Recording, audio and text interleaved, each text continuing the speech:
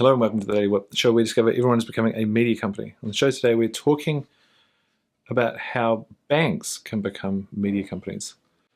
Interesting thing, we got this new LED light, and I'm trying to figure out how to use it. So if anyone knows how to get a good exposure out of these things, I'm trying it over here, doing this. It looks, I don't know, kind of like noir lighting.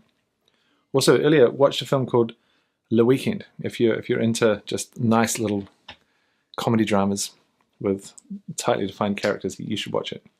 So anyway, today talking to a bank about their video strategy and what they're trying to achieve.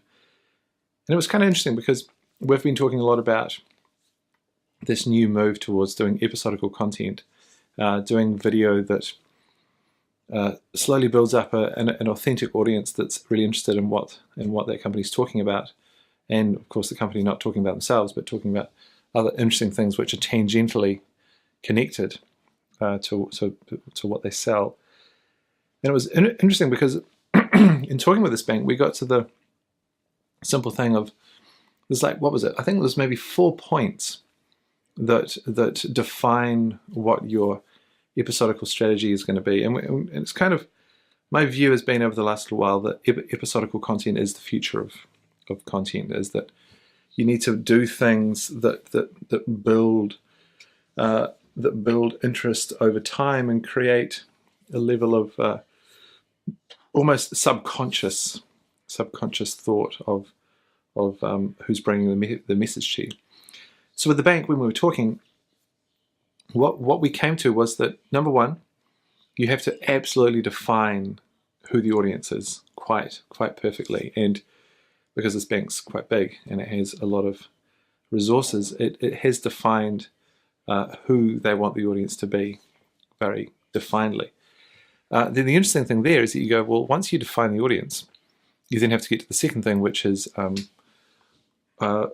content viewer fit. So in a startup, you have product market fit, which you have a market that you want to sell to, and you have a product you have to fit that to it. Not only does it solve their problem, but does the pricing fit and does the route to market work and all those things. So when you think about content viewer fit, you have almost a triangle. You have the actual content. Is it of interest? Do you want to keep coming back? Do you want to build a habit around it? The viewer, which should be the definition of the buyer of your, or the influencer of a buyer of your product. And then the other part of the triangle is platform. So where are these people hanging out, where you can go and capture their attention? So the first one was define who the audience is. The next one was that triangle. And the next piece after that was tracking the relevant metrics. There's been a lot of conversation with customers about attribution. So you have videos that are out there that cost a whole lot of money, and you have an intention with them. They have a job to do, and you look at what the attribution is of the sale that happens, the conversion. Can you attribute it to that video? And so tying all the analytics back through the wide world and trying to see that you can attribute a sale to that piece of content. The next level is to not so much attribute directly, but because you're now just organically building a mass audience, is that you're looking at two things. One is attention, which is how many people are paying attention to you. And then the other piece is engagement. How much are those people doing with you? So it's really those two pieces. First of all, you have, of course, the scale of your potential audience, and then you have, well, how many people are paying attention? And by attention, we mean people who are watching more than the first 3 seconds.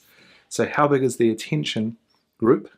And then what percentage of that are doing actions like sharing, commenting, clicking like, replying, that or subscribing. So is about 10% of your audience doing actions, which means that that's a pretty engaged audience.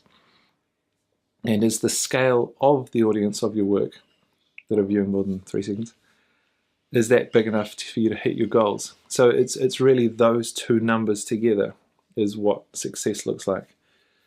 If you're building an audience and that number's slowly growing, and we know it takes a long time to build an audience, as you iterate your way through content, if that first audience number is growing and the activity that they're doing, if the engagement is there, then there's every chance that you will get to where you want to go. So it was really those three things: define the audience, get that triangle of the viewer, the content, the platform together, and then make sure that you're tracking the engagement metrics, scale of the audience plus activity. If you put all that together, there's every chance that you can build yourself a long and sustainable business, because all of those numbers in there really are the guiding stick of telling you whether it's working or not. And if it's not working in those numbers, you can pretty much guarantee that the sales, which some could argue is the underlying piece of the whole business, you can pretty much guarantee that that's not happening either. Okay, that's all I wanted to say. I just wanted to try this light out. So if you know anything about how to use LED lights, feel free to make some comments below, because it's all new to me. All right, bye-bye.